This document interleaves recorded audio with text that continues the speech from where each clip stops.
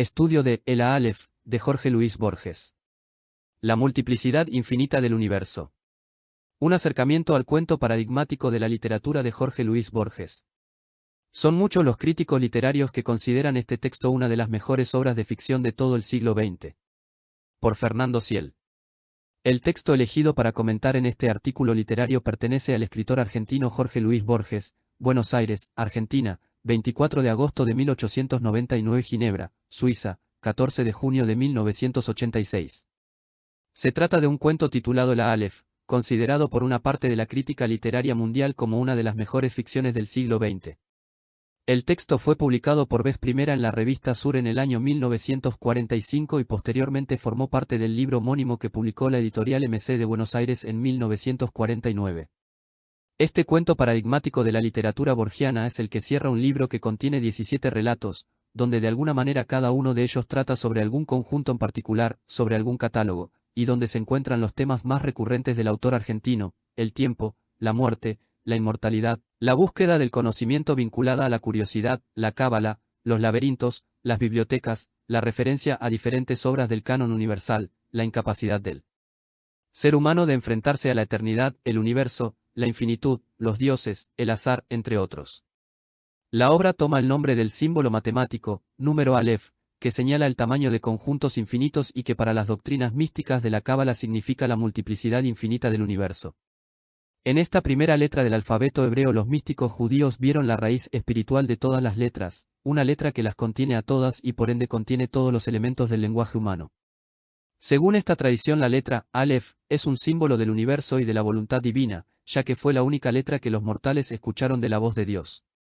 Este libro de Borges, donde confluye lo tradicional y lo metafísico, está escrito con una prosa, si bien profunda, sobria, fácil de leer, posee la virtud de abordar temas sumamente complejos en tramas sencillas. Esto lo podemos ver claramente en el cuento elegido para el artículo, donde si bien se recrea una experiencia trascendental, la narración es simple, lineal.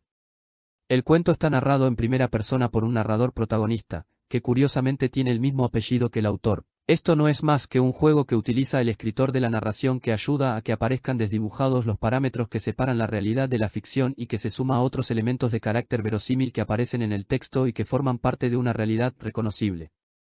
Esta obra tiene como principal tema la experiencia del enfrentamiento de un individuo, en este caso el narrador protagonista, al infinito, representado en un objeto llamado el Aleph, que no es otra cosa que un punto en el universo, microcosmos, que contiene a su vez todos los puntos del universo, macrocosmos. Borges, autor, ha utilizado en este relato de características fantásticas un procedimiento consistente en ubicar un objeto de características simbólicas en un ámbito cotidiano y real como es un sótano en plena ciudad de Buenos Aires. Lo fantástico se caracteriza por incluir lo sobrenatural en lo cotidiano. En el caso de este cuento no solo se narran acontecimientos completamente realistas, sino que estos acontecimientos están anclados en una realidad perfectamente reconocible, verosímil. Allí está no solo la ciudad de Buenos Aires, sino también el barrio Constitución, los nombres de autores como Juan Crisóstomo Lafinur y Pedro Enríquez Ureña, entre otras referencias del mundo real. Esto le permite jugar con una realidad verosímil, ficcionalizarla y luego adentrarse en otra dimensión fantástica que es donde se encuentra el Aleph. A la hora de describir la multiplicidad de las cosas del universo que refleja el Aleph, el narrador se enfrenta a la imposibilidad de hacerlo de forma completa mediante un instrumento tan limitado como el lenguaje humano y por esa razón acude a enumeraciones caóticas que de alguna manera lo acercan a una sucesión interminable. Pero si bien este es el tema central del relato, hay otros dos que también forman parte del eje narrativo del cuento.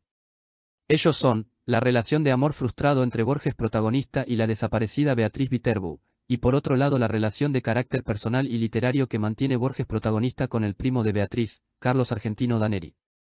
El relato se podría dividir en tres momentos: en primer lugar, los hechos que suceden en la vida del protagonista antes de la contemplación de la Aleph, luego la contemplación propiamente dicha y por último las reflexiones que despierta en el personaje la contemplación del maravilloso objeto. Luego de dos breves citas, una tomada de Shakespeare y otra del Lavallasan, comienza el relato haciendo referencia a la muerte de Beatriz Viterbo, amiga del narrador protagonista. En la primera parte del relato, que se corresponde con los hechos que le suceden a Borges protagonista antes de la contemplación de la Aleph, el personaje nos cuenta cómo se fue haciendo un visitante frecuente de la casa de su difunta amiga, lugar donde se encuentra con el padre de Beatriz y fundamentalmente con su primo, Carlos Argentino Daneri, autor de un poema titulado La Tierra, con el que intenta mostrar toda la redondez del planeta. El personaje Borges mantiene extensas charlas con Daneri que le sirven al Borges autor para dar sus puntos de vista sobre diferentes conceptos referentes al mundo literario. Satíricamente el autor ha creado un personaje como Daneri que es quien personifica dentro de la narración la imagen de un pseudopoeta, consagrado por premios nacionales. Es indudable la crítica implícita que se hace a la mala literatura por parte de Borges, ya que las estrofas transcritas del primo de Beatriz, y que éste considera valiosas, no son más que torpes versificaciones extravagantes. En una ocasión, Daneri llama por teléfono a Borges para invitarlo a tomar la leche en el bar de Zunino y de Zungri, los propietarios de la casa de la calle Garay donde tradicionalmente había vivido. Allí le lee algunas estrofas del poema y Borges teme que Daneri termine pidiendo que le prologue el libro, cosa que no sucede ya que el pedido que le hace apunta a que Borges funcione como un intermediario con el escritor Álvaro Melián Lafinur, para que este último prologue la obra. En una primera instancia Borges acepta cumplir la función de intermediario y hablar con Lafinur, pero una vez que se despide de Carlos Argentino Daneri lo piensa mejor y decide no hacerlo y hacerse responsable de su decisión. Meses después Borges recibe otro llamado de un desesperado Daneri que le cuenta que Zunino y Zungri planeaban derrumbar la casa de la calle Garay, lugar donde, le cuenta a modo de confesión, hay en el sótano una Aleph, un espacio donde se confunden todos los espacios del orbe, que había descubierto siendo niño y ahora le era necesario para culminar una novela que estaba escribiendo. Ante estas palabras, Borges se siente tentado de ir inmediatamente a conocer el maravilloso objeto. Una vez en la casa, Daneri ofrece a Borges una copa de coñac, lo invita a bajar al sótano y le indica la posición que debe adoptar para poder contemplar el Aleph.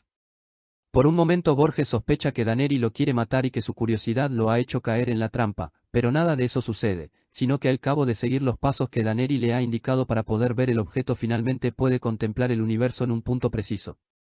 Así es que el maravillado protagonista ve una esfera cuyo centro está en todas partes y la circunferencia en ninguna, un objeto en que se refleja el todo, sin límite de espacio, y donde el tiempo son todos los tiempos fusionados en una realidad simultánea, ve diversos sitios de diferentes lugares, ve el pasado, el presente y el futuro y accede en ese momento a los más recónditos secretos que guarda el universo. La fantástica contemplación hace sentir al protagonista infinita veneración e infinita lástima y solo atina a decirle a Daneri, que busca la complicidad de su invitado, formidable. Sí, formidable. Borges opta por no hablar con su anfitrión de la magnífica visión y lo termina instando a que finalmente aproveche la demolición de la casa para alejarse definitivamente de la Aleph. Nunca sabemos si son coincidentes las visiones que tienen ambos personajes acerca de la Aleph. Borges opta por no contestar la pregunta que le hace Daneri, ¿lo viste todo bien, en colores? El cuento finaliza con una postdata donde el protagonista informa que la casa fue finalmente demolida en 1943 y por ende la Aleph fue destruido. También hace referencia a la suerte que corrió Daneri como escritor y a dos circunstancias sobre la naturaleza de la Aleph, una sobre su origen y otra sobre su posible falsedad. Estas reflexiones están basadas en citas de algunos textos de autores clásicos y de otros contemporáneos. A las distintas hipótesis sobre lo sucedido con el objeto, el protagonista suma la posibilidad de que lo haya visto pero lo haya olvidado. Es innegable el paralelismo que se podría establecer en este relato con algunos pasajes de obras como La Divina Comedia, de Dante Alighieri, donde Beatriz Viterbo sería comparable a Beatriz Portinari, porque es gracias a ella que Borges al igual que Dante puede llegar a la divinidad, en este caso representada en el Aleph.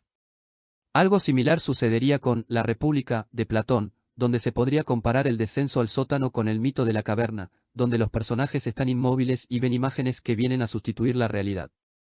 Pero tanto estos paralelismos como las numerosas posibles interpretaciones que podemos hacer del cuento desde distintos puntos de vista, que irían desde lo literario hasta lo filosófico y lo teológico, serían parte de un estudio que cede a este artículo, en que apenas se ha intentado un acercamiento a un texto imprescindible de la literatura del pasado siglo.